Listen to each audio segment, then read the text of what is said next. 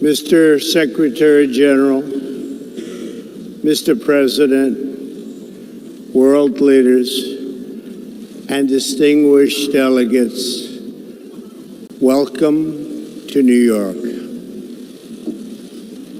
It is a profound honor to stand here in my home city as a representative of the American people to address the people of the world.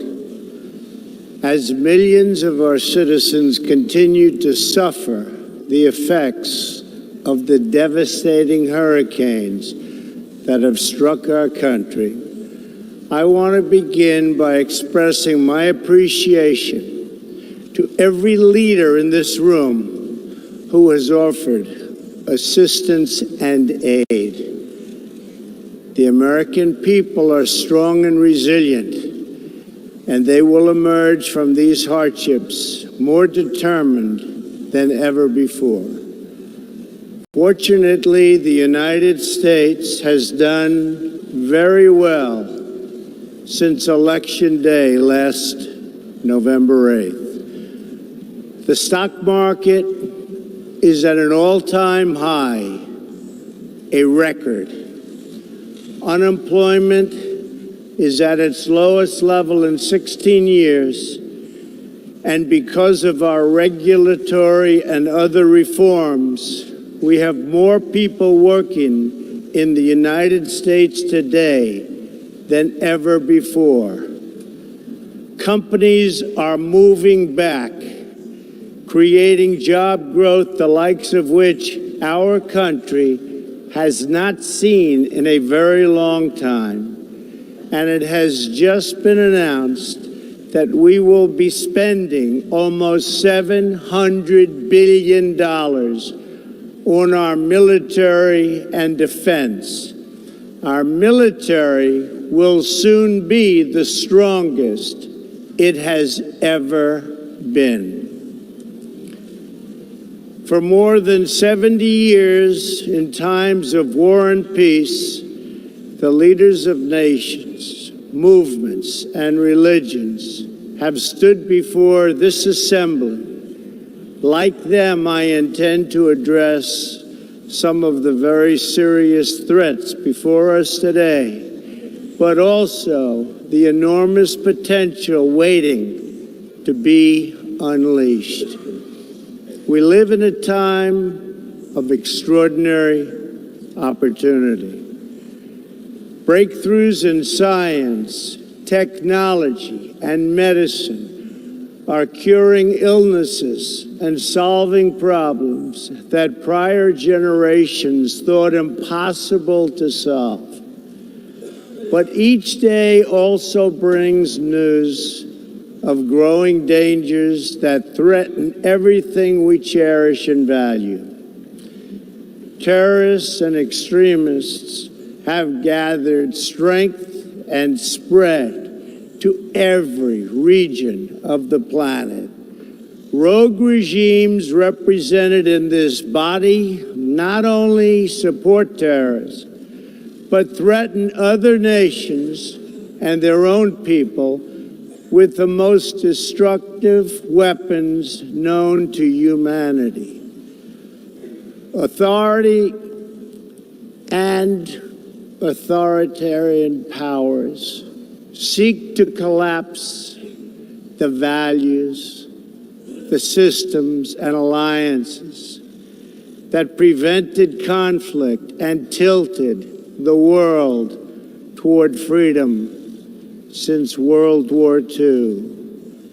International criminal networks traffic drugs, weapons, people, forced dislocation and mass migration, threaten our borders, and new forms of aggression exploit technology to menace our citizens.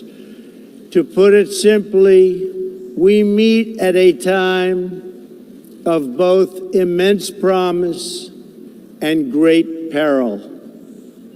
It is entirely up to us whether we lift the world to new heights or let it fall into a valley of disrepair. We have it in our power, should we so choose, to lift millions from poverty, to help our citizens realize their dreams, and to ensure that new generations of children are raised free from violence, hatred, and fear. This institution was founded in the aftermath of 2 world wars to help shape this better future. It was based on the vision that diverse nations could cooperate to protect their sovereignty, preserve their security, and promote their prosperity. It was in the same period, exactly 70 years ago, that the United States developed the Marshall Plan to help restore Europe. Those 3 beautiful pillars, they're pillars of peace, sovereignty, security, and prosperity. The Marshall Plan was built on the noble idea that the whole world is safer when nations are strong, independent, and free. As President Truman said in his message to Congress at that time, our support of European recovery is in full accord with our support of the United Nations. The success of the United Nations depends upon the independent strength of its members. To overcome the perils of the present and to achieve the promise of the future, we must begin with the wisdom of the past. Our success depends on a coalition of strong and independent nations that embrace their sovereignty to promote security, prosperity, and peace for themselves and for the world. We do not expect diverse countries to share the same cultures, traditions, or even systems of government. But we do expect all nations to uphold these 2 core sovereign duties: to respect the interests of their own people and the rights of every other sovereign nation. This is the beautiful vision of this institution, and this is the foundation for cooperation and success. Strong sovereign nations let diverse countries with different values, different cultures, and different dreams not just coexist, but work side by side on the basis of mutual respect. Strong sovereign nations let their people take ownership of the future and control their own destiny. And strong sovereign nations allow individuals to flourish in the fullness of the life intended by God. In America, we do not seek to impose our way of life on anyone, but rather to let it shine as an example for everyone to watch. This week gives our country a special reason to take pride in that example. We are celebrating the 230th anniversary of our beloved Constitution, the oldest Constitution still in use in the world today. This timeless document has been the foundation of peace, prosperity, and freedom for the Americans and for countless millions around the globe whose own countries have found inspiration in its respect for human nature, human dignity, and the rule of law. The greatest in the United States Constitution is its first three beautiful words. They are, "We the people." Generations of Americans have sacrificed to maintain the promise of those words, the promise of our country and of our great history. In America, the people govern, the people rule, and the people are sovereign. I was elected not to take power, but to give power to the American people where it belongs. In foreign affairs, we are renewing this founding principle of sovereignty. Our government's first duty is to its people, to our citizens, to serve their needs, to ensure their safety, to preserve their rights, and to defend their values. As President of the United States, I will always put America first.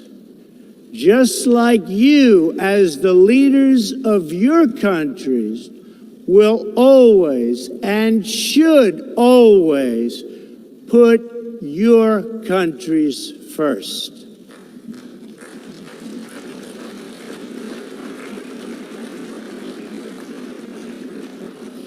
All responsible leaders have an obligation to serve their own citizens, and the nation-state remains the best vehicle for elevating the human condition. But making a better life for our people also requires us to work together in close harmony and unity to create a more safe and peaceful future for all people. The United States will forever be a great friend to the world, and especially to its allies.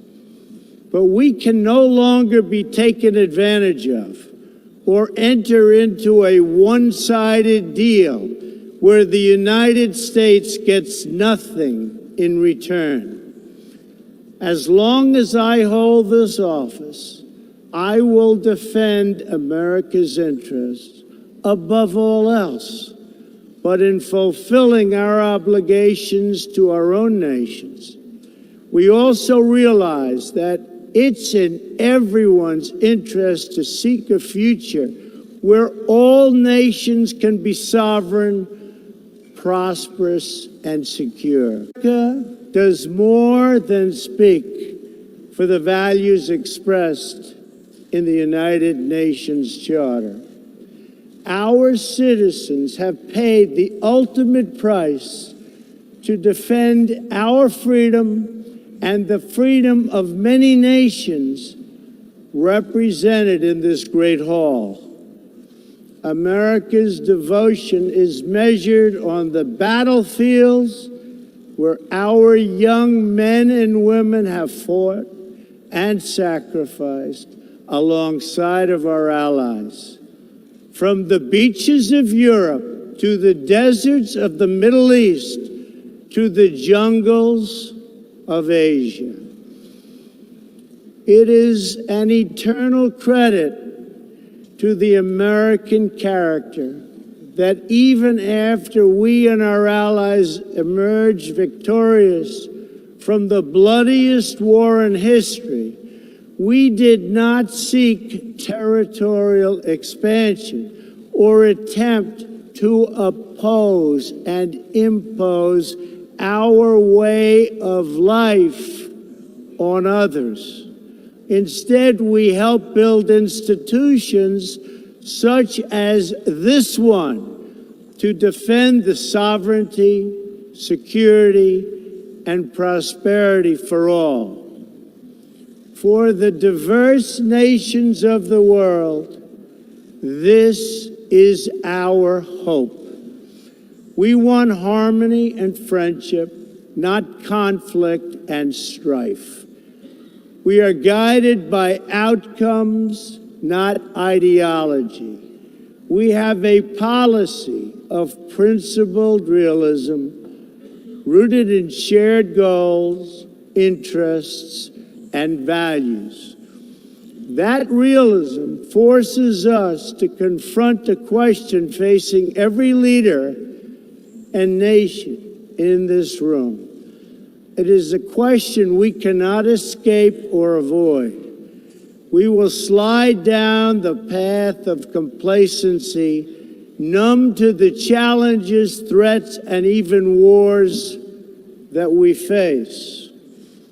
Or do we have enough strength and pride to confront those dangers today so that our citizens can enjoy peace and prosperity tomorrow?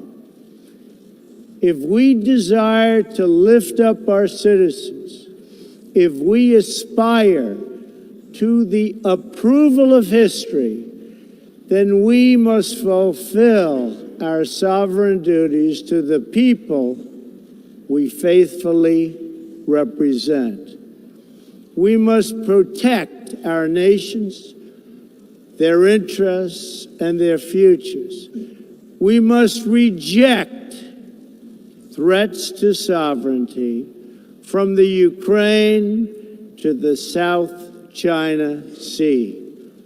We must uphold respect for law, respect for borders, and respect for culture, and the peaceful engagement these allow.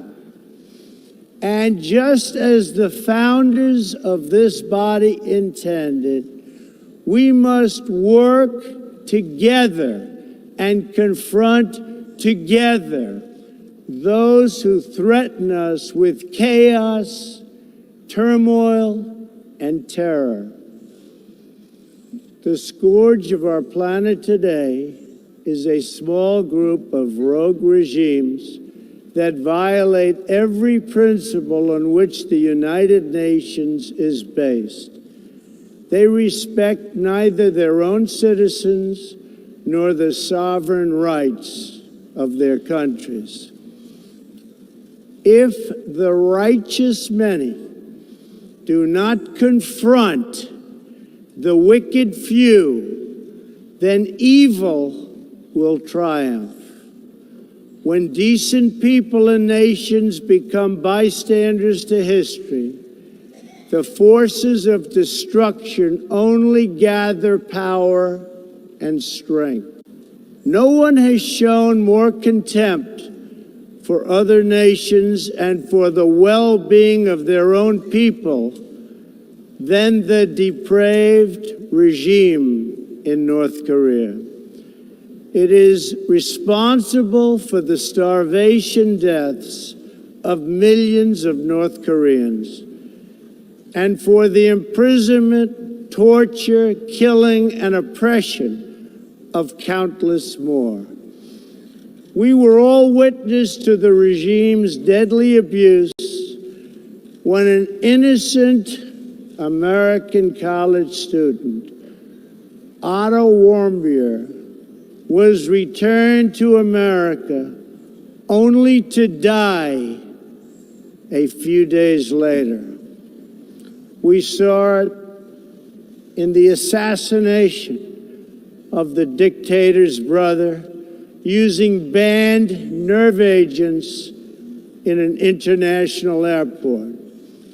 We know it kidnapped a sweet 13-year-old Japanese girl from a beach in her own country to enslave her as a language tutor for North Korea's spies. If this is not twisted enough, now North Korea's reckless pursuit of nuclear weapons and ballistic missiles threatens the entire world with unthinkable loss of human life.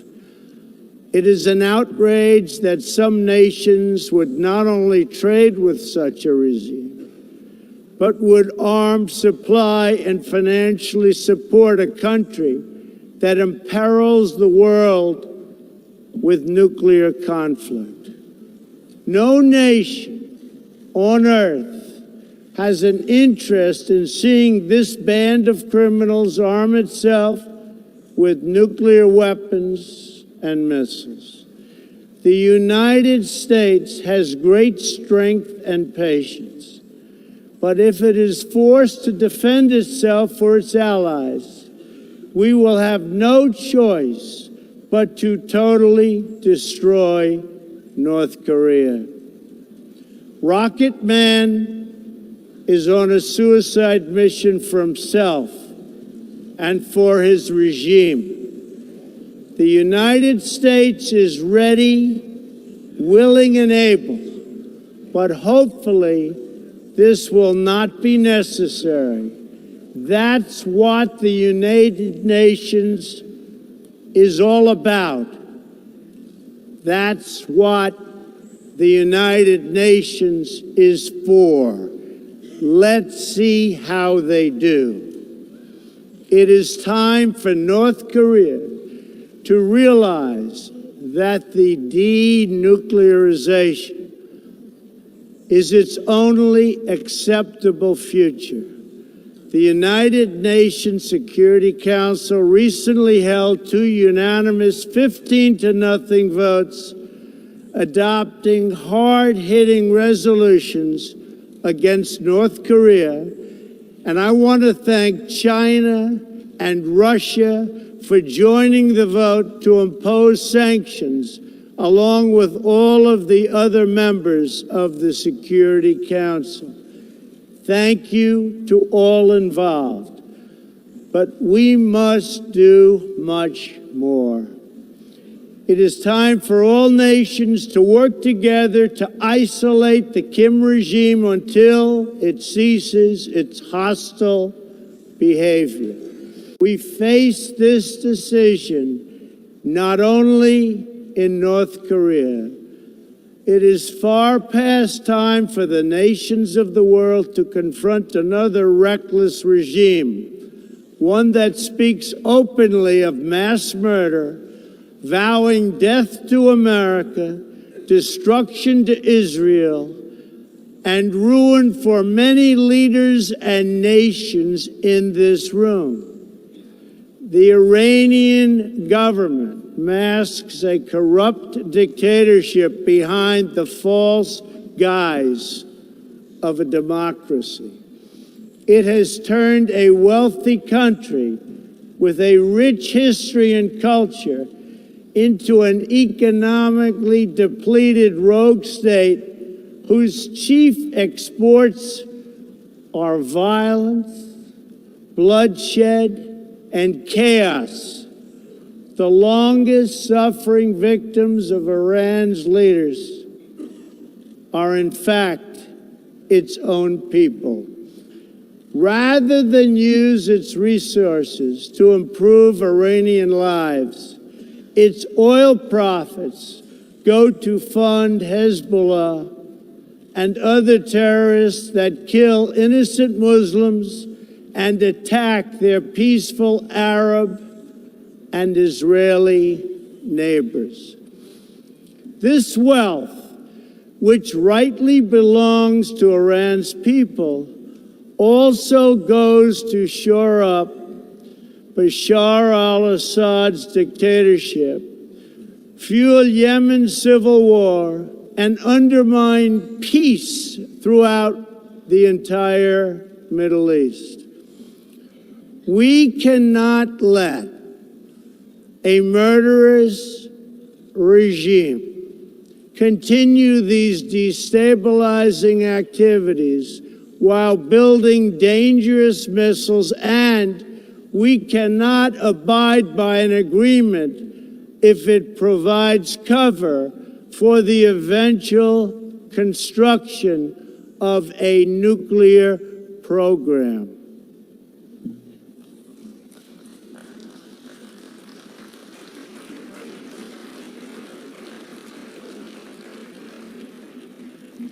The Iran deal was one of the worst and most one-sided transactions the United States has ever entered into.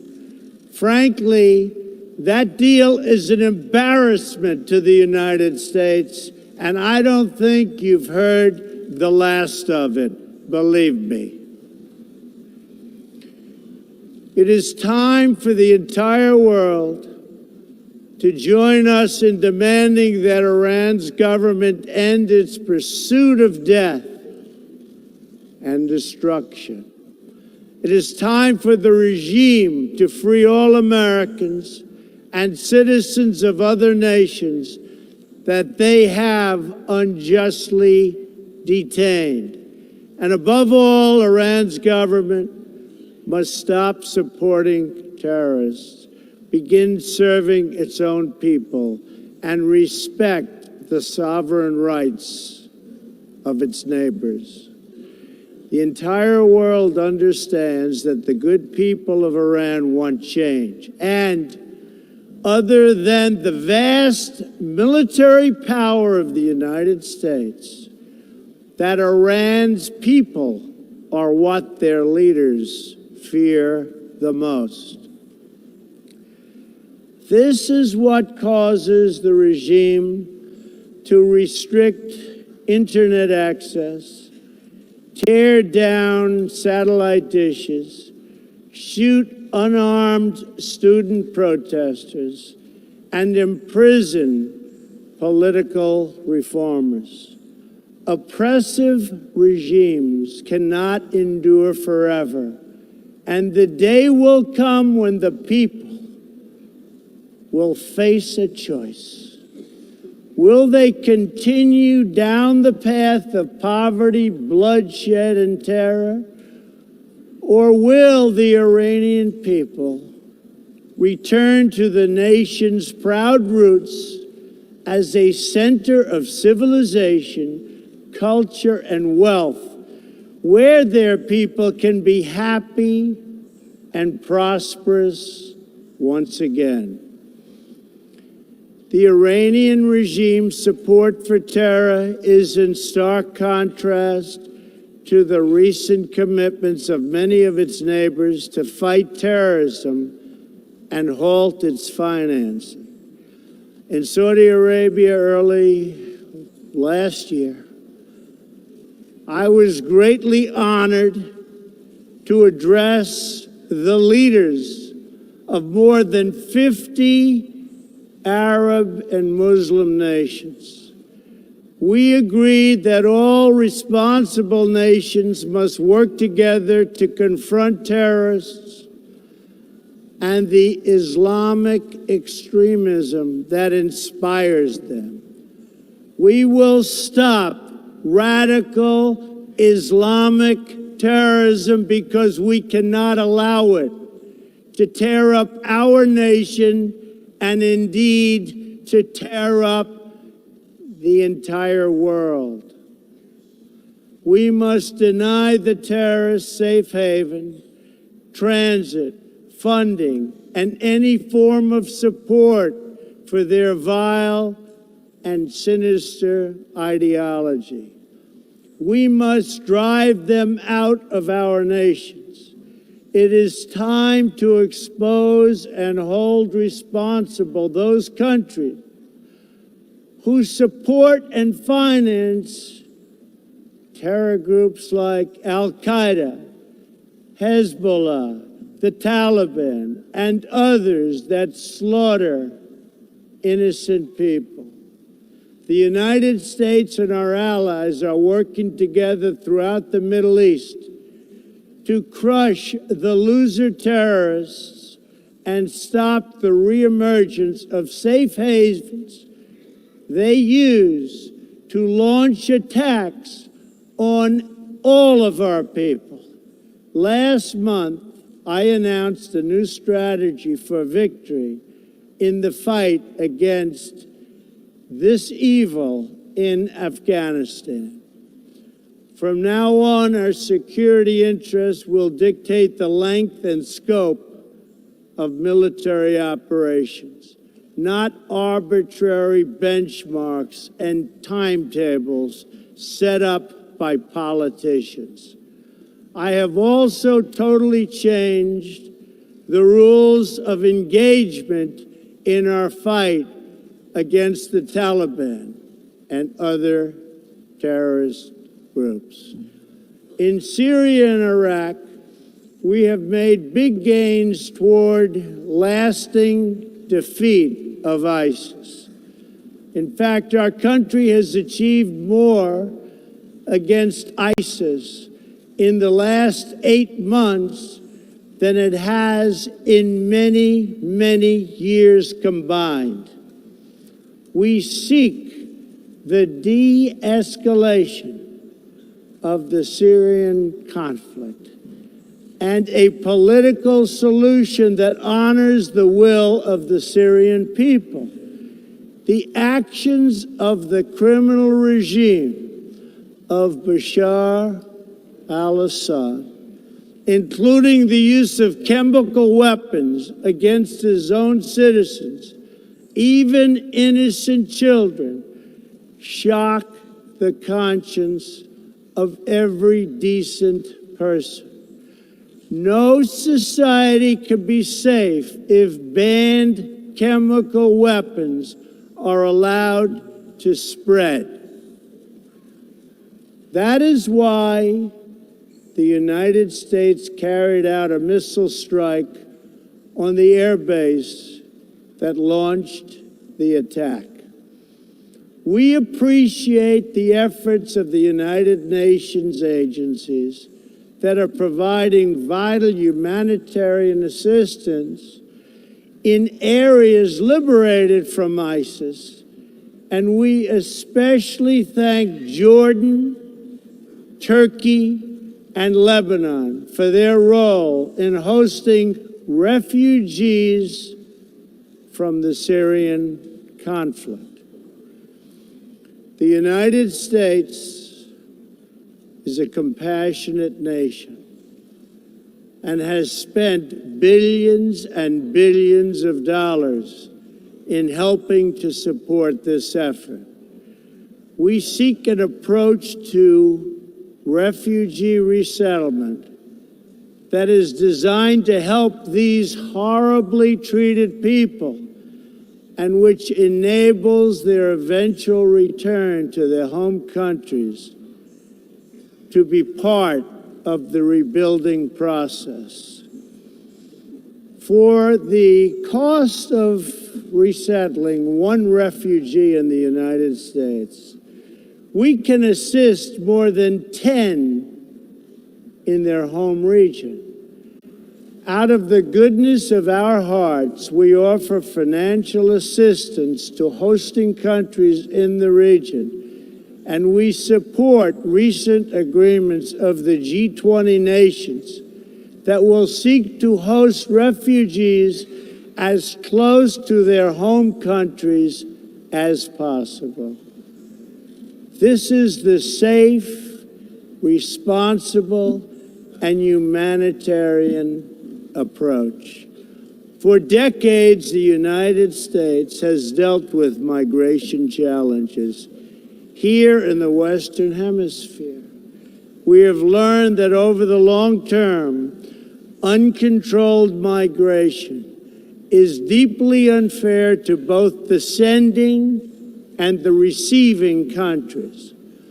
For the sending countries, it reduces domestic pressure to pursue needed political and economic reform, and drains them of the human capital necessary to motivate and implement those reforms. For the receiving countries, the substantial costs of uncontrolled migration are borne overwhelmingly by low-income citizens whose concerns are often ignored by both media and government. I want to salute the work of the United Nations in seeking to address the problems that cause people to flee from their homes. The United Nations and African Union led peacekeeping missions to have invaluable contributions in stabilizing conflicts in Africa. The United States continues to lead the world in humanitarian assistance, including famine prevention and relief in South Sudan, Somalia, and northern Nigeria and Yemen. We have invested in better health and opportunity all over the world through programs like PEPFAR, which funds AIDS relief, the President's Malaria Initiative, the Global Health Security Agenda, the Global Fund to End Modern Slavery, and the Woman Entrepreneurs Finance Initiative, part of our commitment to empowering women all across the globe. We also thank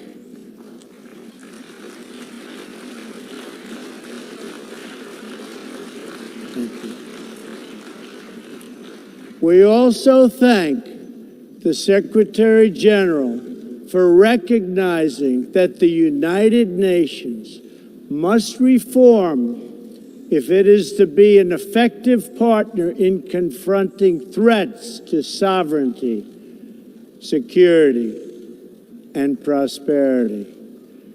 Too often, the focus of this organization has not been on results, but on bureaucracy and process.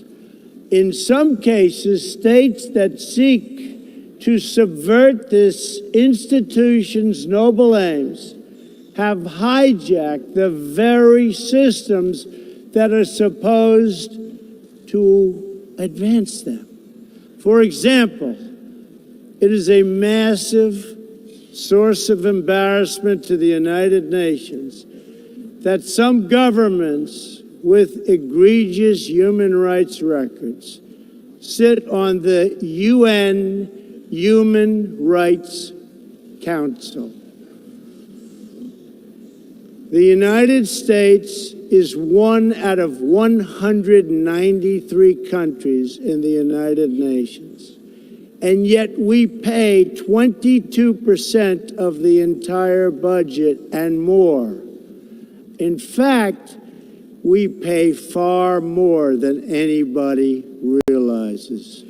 The United States bears an unfair cost burden, but to be fair, if it could actually accomplish all of its stated goals, especially the goal of peace, this investment would easily be well worth it. Major portions of the world are in conflict, and some, in fact, are going to hell. But the powerful people in this room, under the guidance and auspices of the United Nations, can solve many of these vicious and complex problems. The American people hope that one day soon the United Nations can be a much more accountable and effective advocate for human dignity and freedom around the world. In the meantime, we believe that no nation should have to bear a disproportionate share of the burden, militarily or financially. Nations of the world must take a greater role in promoting secure and prosperous societies in their own regions. That is why in the Western Hemisphere, the United States has stood against the corrupt, destabilizing regime in Cuba and embraced the enduring dream of the Cuban people to live in freedom. My administration recently announced that we will not lift sanctions on the Cuban government until it makes fundamental reforms. We have also imposed tough, calibrated sanctions on the socialist Maduro regime in Venezuela, which has brought a once thriving nation to the brink of total collapse. The socialist dictatorship of Nicolas Maduro has inflicted terrible pain and suffering on the good people of that country. This corrupt regime destroyed a prosperous nation by imposing a failed ideology that has produced poverty and misery everywhere it has been tried. To make matters worse, Maduro has defied his own people, stealing power from their elected representatives to preserve his disastrous rule. The Venezuelan people are starving, and their country is collapsing. Their democratic institutions are being destroyed. This situation is completely unacceptable, and we cannot stand by and watch.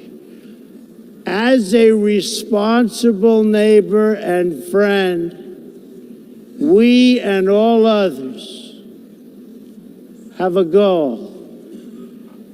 That goal is to help them regain their freedom, recover their country, and restore their democracy.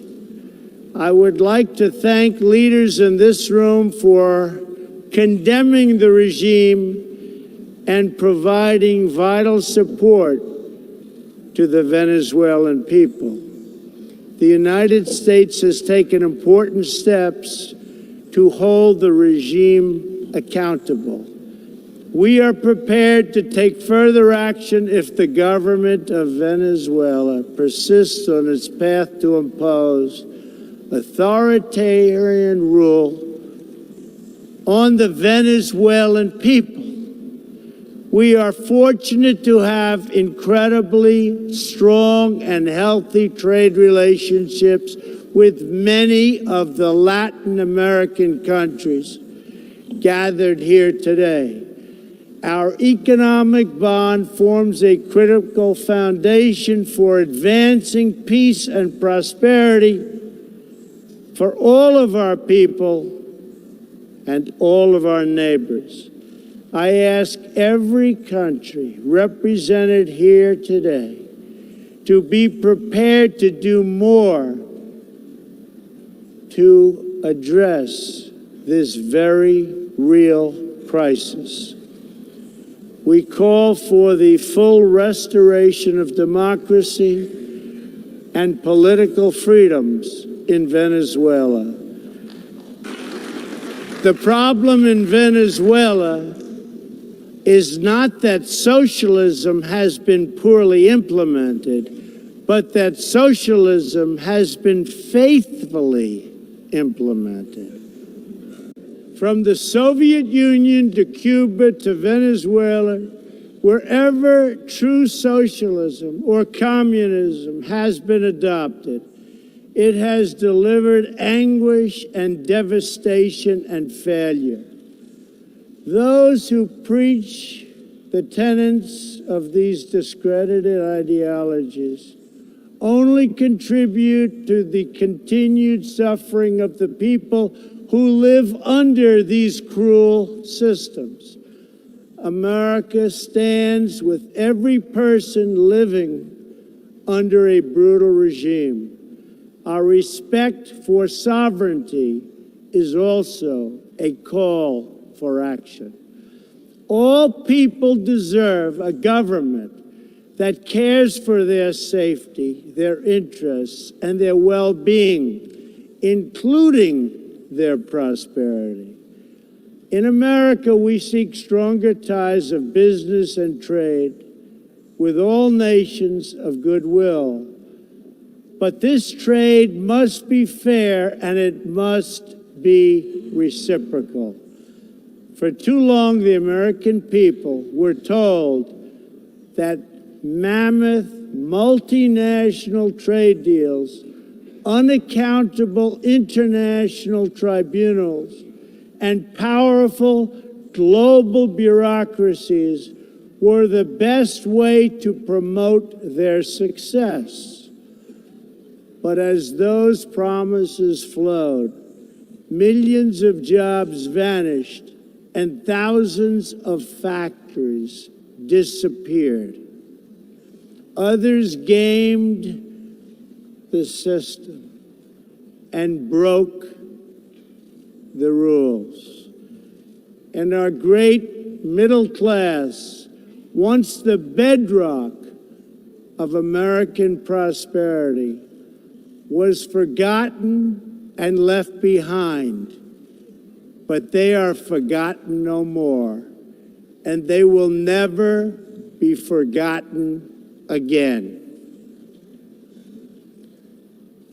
While America will pursue cooperation and commerce with other nations, we are renewing our commitment to the first duty of every government, the duty of our citizens. This bond is the source of America's strength and that of every responsible nation represented here today.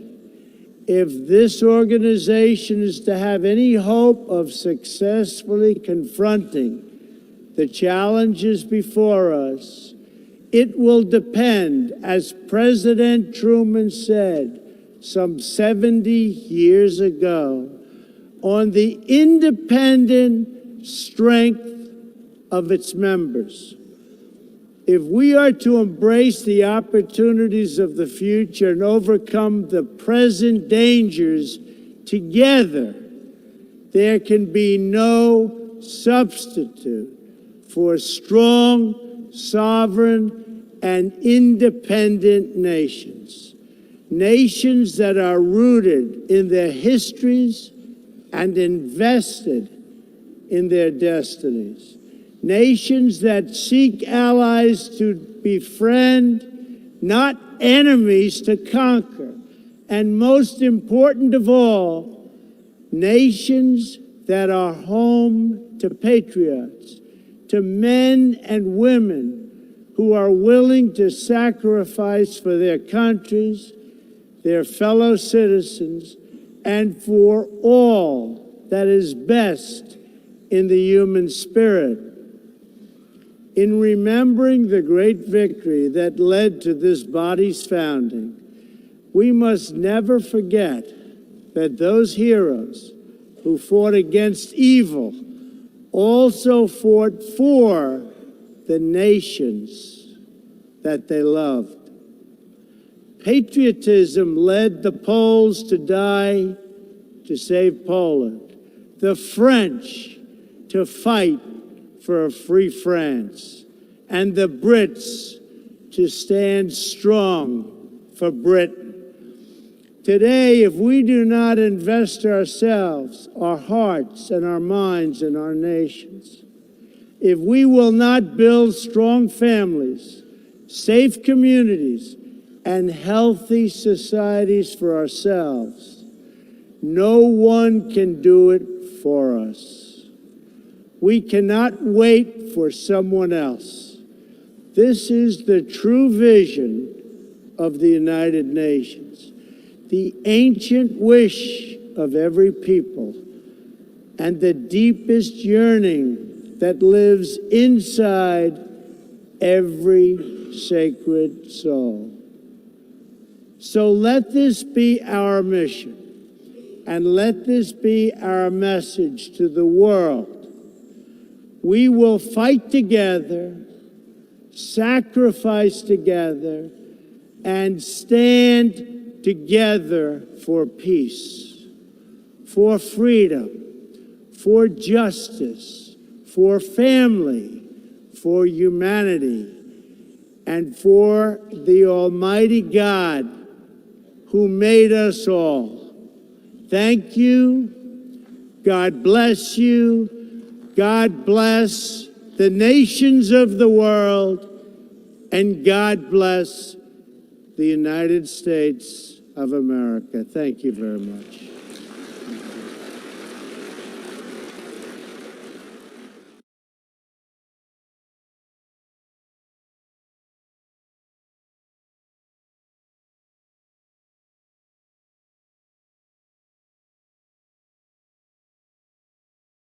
Debates, a nonpartisan, nonprofit organization. The commission drafted tonight's format, and the rules have been agreed to by the campaigns. The 90-minute debate is divided into 6 segments, each 50 minutes long. We'll explore 3 topic areas tonight: achieving prosperity, America's direction, and securing America. At the start of each segment, I will ask the same lead-off question to both candidates, and they will each have up to 2 minutes to respond. From that point until the end of the segment, we'll have an open discussion. The questions are mine and have not been shared with the commission or the campaigns. The audience here in the room has agreed to remain silent so that we can focus on what the candidates are saying. I will invite you to applaud, however, at this moment as we welcome the candidates. Democratic nominee for President of the United States, Hillary Clinton, and Republican nominee for President of the United States, Donald J. Trump.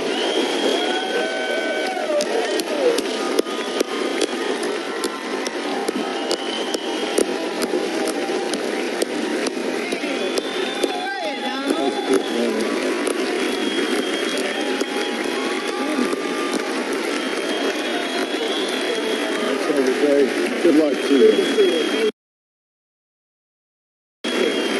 Trump, good luck to you.